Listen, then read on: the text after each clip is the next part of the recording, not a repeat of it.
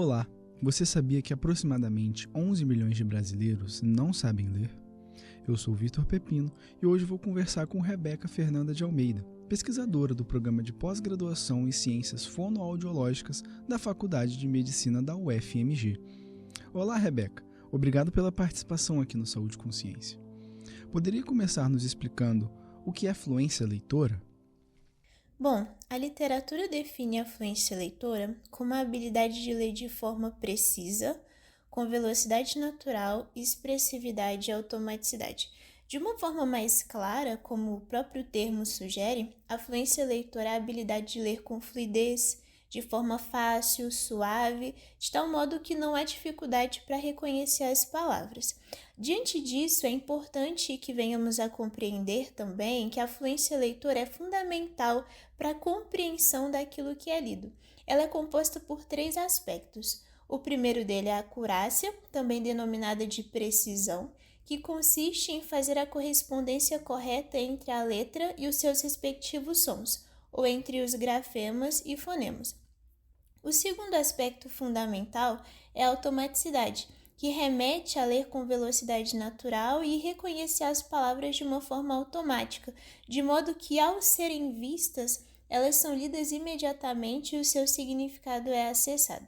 O último aspecto fundamental da fluência leitora é a prosódia. A prosódia, ou a expressividade, ela consiste em ler com ritmo e expressão adequados. Pesquisadora, como pode ser avaliada a fluência leitora? Certo. A fluência leitora pode ser avaliada por meio de 3 aspectos, que eu até citei anteriormente e faz parte da definição. Por meio da velocidade, da acurácia ou precisão e por meio da expressividade. E esses aspectos eles são avaliados durante a leitura de lista de palavras e de textos. A velocidade ela é medida pela contagem do número de palavras lidas por minuto, a acurácia pelo número de palavras corretas lidas por minuto ou pela quantidade de erros. Essa análise ela pode ser feita por meio da gravação da leitura do estudante e, posteriormente, o cálculo manual do número de palavras, mas também ao aplicativo LEPIC, que foi o que eu utilizei para a minha pesquisa. Ele foi desenvolvido pela minha orientadora, a professora Luciana Mendonça, em parceria com outros pesquisadores. E esse aplicativo é muito interessante porque ele permite que a leitura do estudante possa ser gravada diretamente no aplicativo ou que seja feita a importação do áudio. E a partir disso, o aplicativo realiza a contagem das palavras lidas e a contagem também das palavras lidas corretamente. Já em relação à expressividade, ela pode ser avaliada por meio de um software de análise acústica em que consegue ser mensurada as variações melódicas. Mas para tornar essa avaliação mais simples, há a escala de percepção da fluência leitora que foi desenvolvida pelos mesmos pesquisadores que fizeram o LEPIC. Essa escala ela é inédita no Brasil e ela está disponível para download no site do nosso projeto de extensão, que se chama Letramento para Todos. Então, essa escala permite que o avaliador classifique a expressividade em uma escala de 1 a 5, em que 1 consiste em uma expressividade não desenvolvida e 5 em uma expressividade totalmente desenvolvida, de acordo com os critérios pré-estabelecidos. E por que é importante avaliar a fluência leitora durante a infância? Então, é importante avaliar a fluência leitora principalmente durante o ensino fundamental, porque é a partir disso que conseguimos fazer a identificação precoce de estudantes que apresentam risco de desenvolver dificuldades relacionadas à leitura ao longo do percurso escolar. E, consequentemente, a partir disso, nós conseguimos adotar estratégias assertivas para que possamos auxiliá-los. Rebeca, por que a família é considerada essencial para o melhor desenvolvimento da fluência leitora? Os estudos têm mostrado que a contribuição da família sobre o desenvolvimento da fluência leitora é mediada pelas práticas de literacia familiar, Ou seja, por meio de atividades relacionadas à leitura e à escrita que a família realiza junto com os escolares, isso promove o desenvolvimento de habilidades precursoras da alfabetização, ou seja, habilidades que antecedem a alfabetização. E essas habilidades contribuem para o bom desempenho na leitura. Na minha pesquisa, nós conseguimos evidenciar isso de modo que algumas atividades que os pais realizam com os filhos estiveram associadas ao melhor desempenho na fluência leitora dos escolares. Entendi. E a baixa escolaridade dos pais ou responsáveis pode afetar o desenvolvimento da fluência leitora? A literatura descreve isso, principalmente relacionada à escolaridade da mãe. Então, a baixa escolaridade da mãe tem sido associada frequentemente ao desempenho ruim da leitura dos estudantes. Na minha pesquisa, nós associamos o grau de escolaridade dos responsáveis, estes são os pais e as mães principalmente, com a fluência leitora, mas não foi um achado com significância estatística.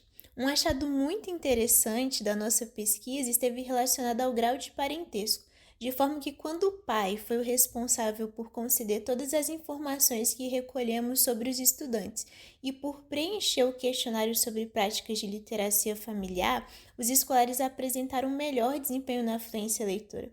Esse achado aponta um novo caminho para as próximas pesquisas, porque a influência das mães sobre o desempenho escolar dos filhos tem sido frequentemente descrito, mas pode-se observar que os pais também possuem papel importante nesse processo de aprendizagem.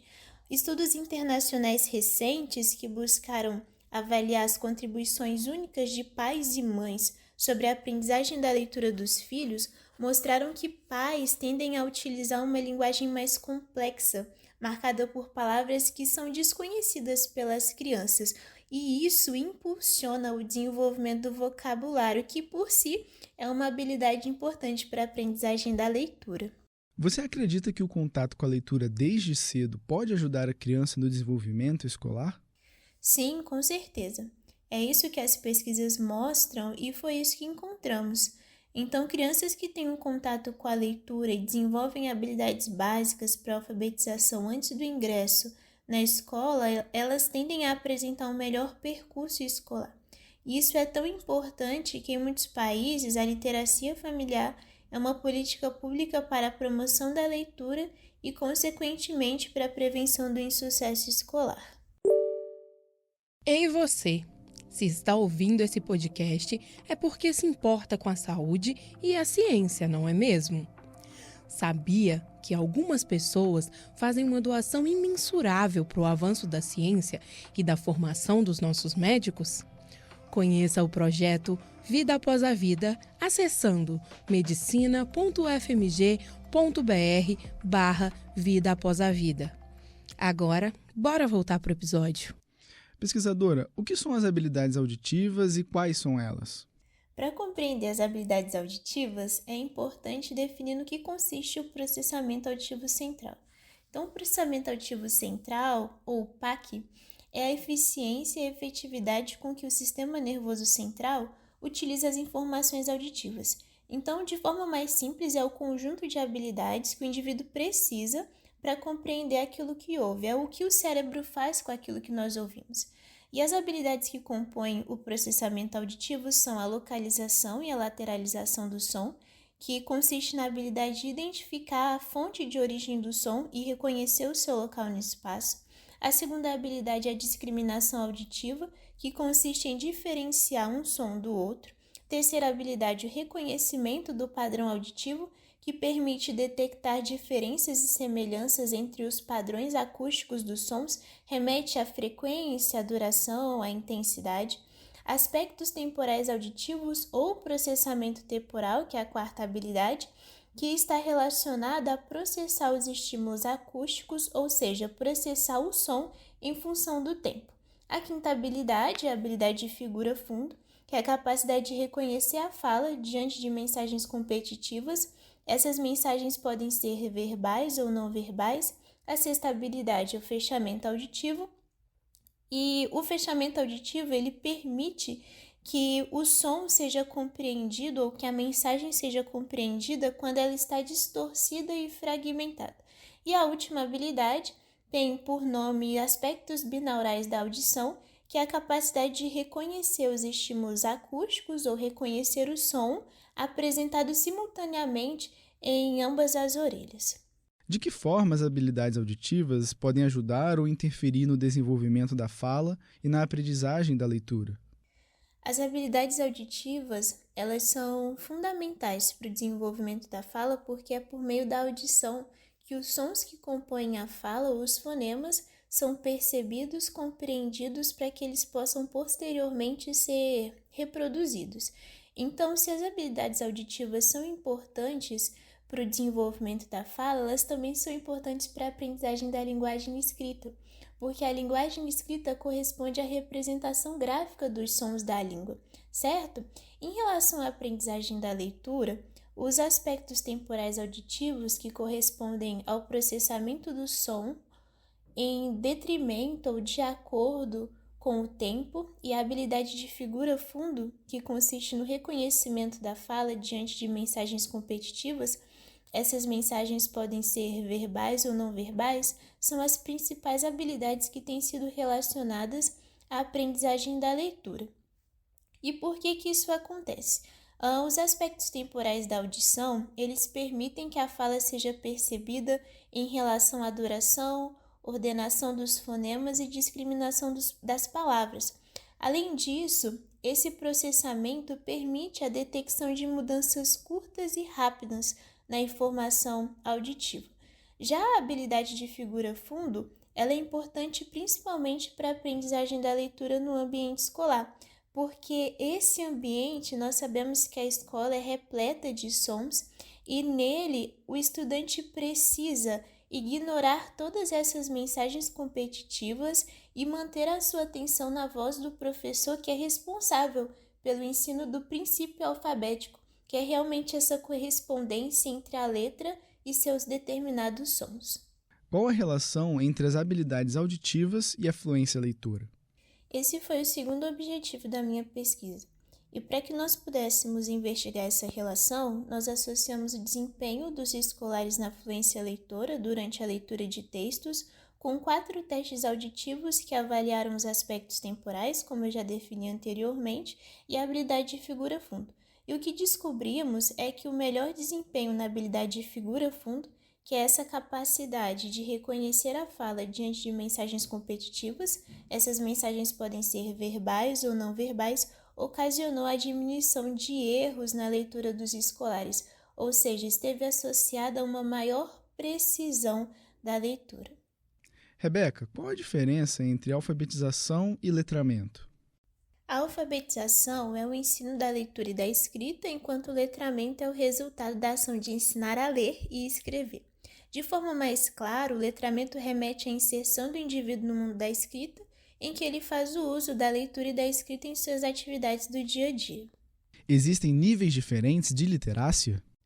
Certo. Antes de falarmos sobre os níveis, dos diferentes níveis de literacia, é importante definir o que é a literacia, né? Então, a literacia ela é a capacidade de uso da leitura e da escrita e a sua progressão acontece com o avanço dos anos escolares. Existem 3 níveis de literacia. O primeiro deles consiste na literacia básica, em que são adquiridas habilidades para alfabetização, como o vocabulário e a habilidade de manipulação dos sons da fala, que é denominado consciência fonológica.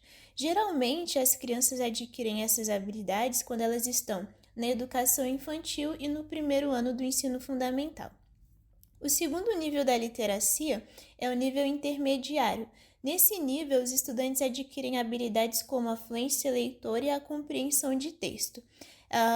Geralmente, o desenvolvimento dessas habilidades acontece entre o 2º e o 5º ano do ensino fundamental.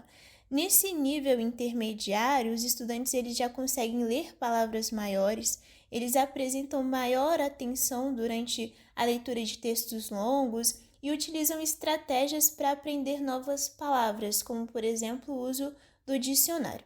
Já o último nível, ou o 3º nível, é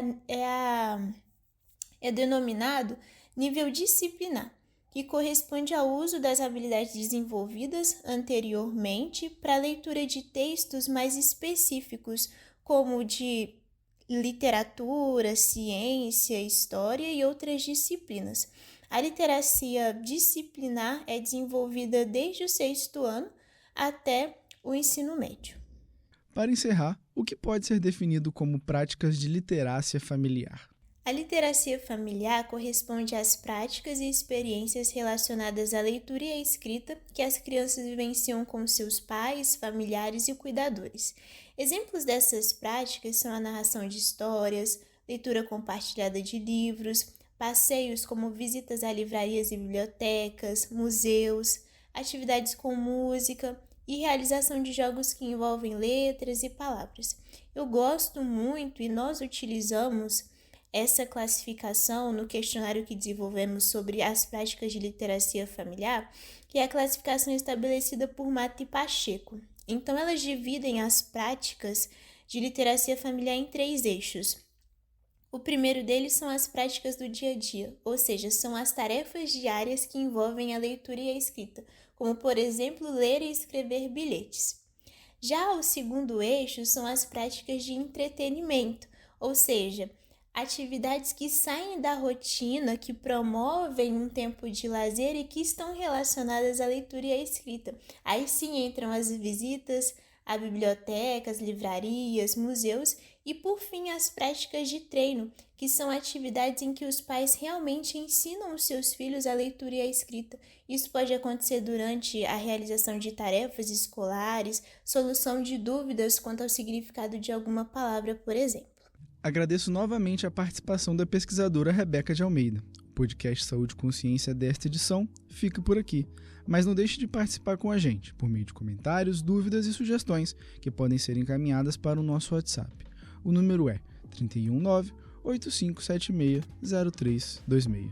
Siga também o Saúde e Consciência no seu agregador de podcast preferido e ative as notificações para ficar por dentro de tudo que postamos.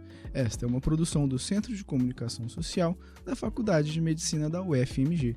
Esse episódio foi realizado por Débora Nascimento e Alexandre Temponi.